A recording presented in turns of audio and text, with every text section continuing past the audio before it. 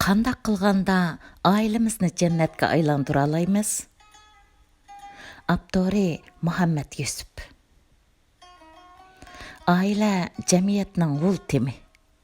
İnsanlar jamiyatning xuruchi.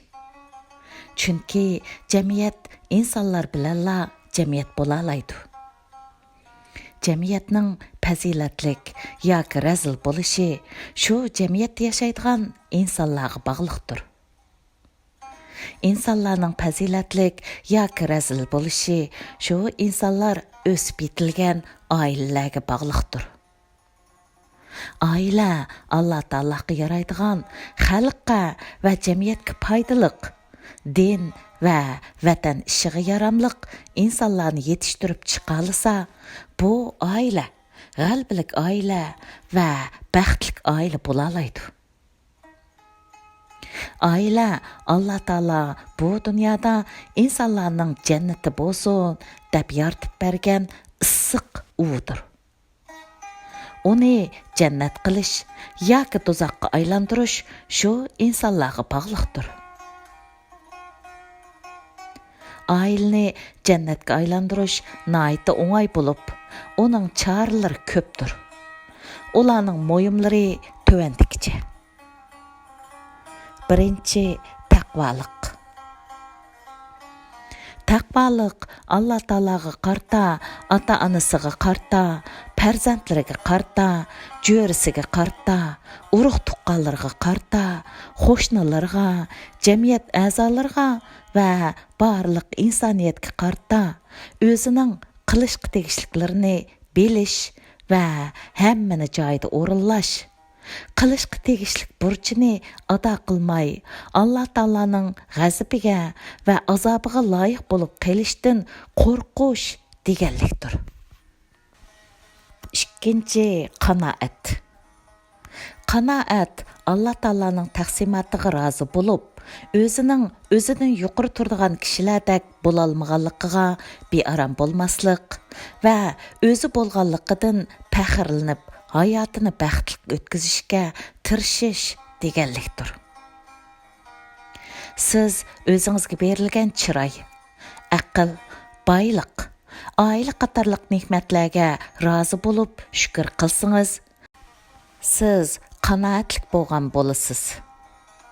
Alloh taolo Qur'oni Karimda biz ularning dunyo hayotidagi rizqini ularning orasida taqsim qildik deydi. Taqsimot Alloh taolodan bo'lganligi uchun sizning uningga shukr qilishdan boshqa ixtiyoringiz yo'qdir. Nurg'un kishilar halol haromni ayirmay ko'p pul topadi. Ammo ular faqatla Alloh taolo taqdir qilgan rizqni yeydi. Qanoat oilani baxtli qilishning asosli omillaridan biridir. Psixologiya olimlari deydi, oilani baxtsiz qiladigan omillar nihoyat ko'pdir. Ammo oilani baxtli qiladigan omil birdir. U bo'lsa-mu qanoatdir. Uchinchi, oilaning qadrini bilish. Oila Alloh taoloning nazarida to'limi qimmatlik bir muassasadir. Alloh taolo otimiz Odam alayhissalom bilan Havo onamiz qurib chiqqan dastlabki oilani insoniyatning boshlanish nuqtasi qilgan. Demak, inson degan ulug' mavjudot oilasidan barliqqa kelgan. Oxiratda jannatga kirdiganlarning darajasi bir xil bo'lmaganligi uchun jannat darajalarimi bir xil bo'lmaydi. Shunga jannat bir qancha darajalik bo'ladi. Bir oila a'zolarining yaxshi amallari o'xshash bo'lmaganlikdan hammasining bir xil jannatga kira olishi notayin. Chunki amallari farqlidir. Ammo bu oila a'zolari o'z orasidagilarning shafoati bilan jannatda bir yerda bo'la oladi.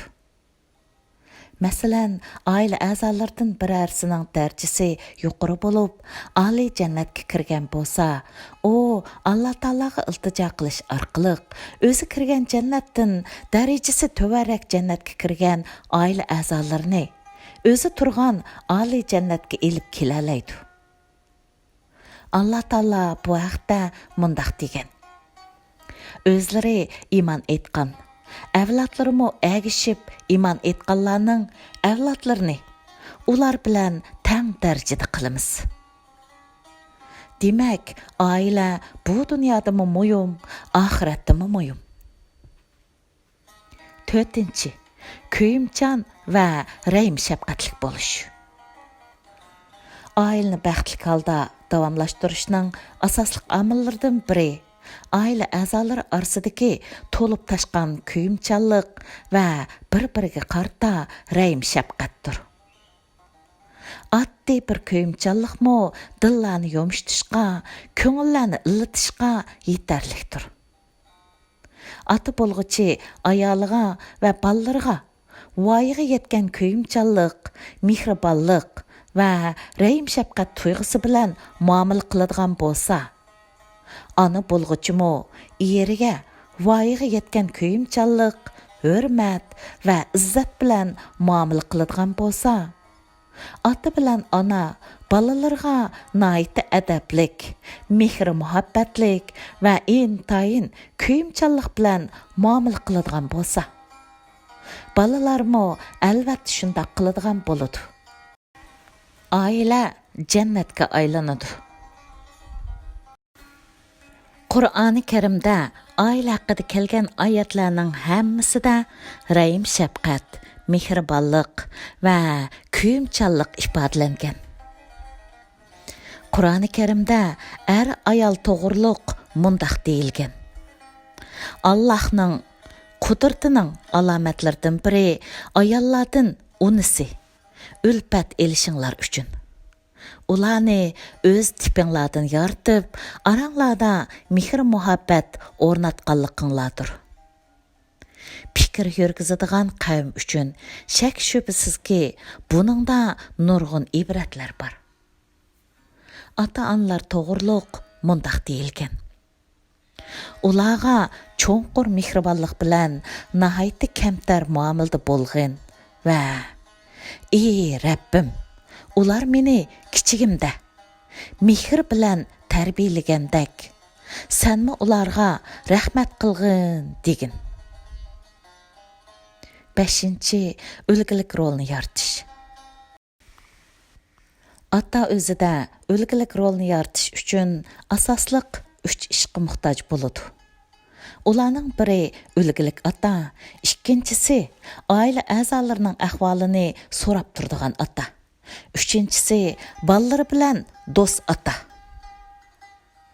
Ota-onalarning balalarga islomning to'g'ri tushunchalarini, aqida, axloq va ibodat prinsiplari bilan birlikda aks ettirib beradigan amaliy tatbiqlarni o'rgatish va amaliy mashqlar bilan ularni yetishtirish majburiyati bor. Balalar hayotidagi eng halqiliq va eng ahamiyatli chog'larni oilasida o'tkazadi. Ya'ni ular tarbiyada eng unumli hisoblanadigan bosqichni asosan oilada o'tkazadi. Uning ustiga bu bosqichda balalarning yanida davomli bo'ladigan ota-onasi ularning eng yaqin va eng ishonchli kishilardir. Natijada hammani ota-onasidan o'rganishga tirishadi. Balalarga ulgu bo'lish bilan bir vaqtda ularning ahvolini so'rab turish, nimaga ehtiyoji bor, o'qish ahvoli qandoq, bularni har kuni degidek so'rab turish ota-onalar bilan balalar o'rtasidagi yaqinlikni kuchaytiradi. Ataning balalarni hayvis bilan qo'rqitadigan surlik ota bo'lib elishi to'g'ri emas. Chunki aymandirish bilan, qo'rqitish bilan hal qilg'ili bo'lmaydigan nurg'un masalalarni balalarga do'stona muomala qilish, ularga ko'nglini ichish, ularga illiq va mehribon bo'lish orqali hal qilg'ili bo'ladi. Ota-ona balalarga so'zlari bilan tarbiya qilgandan, ularga amaliy harakati bilan tarbiya bergini albatta unumli bo'ladi. ata-ana özlerini yaxşı tərbiyələyəlisə və öydə və öyünün sırtıda ədəb-əxlaq dairəsində iş görsə, balalarga ən yaxşı tərbiyəni qılğan boludu. Qısqası, balalaringizning qandaq odam bo'lishini xohlasangiz, siz shundaq odam bo'ling.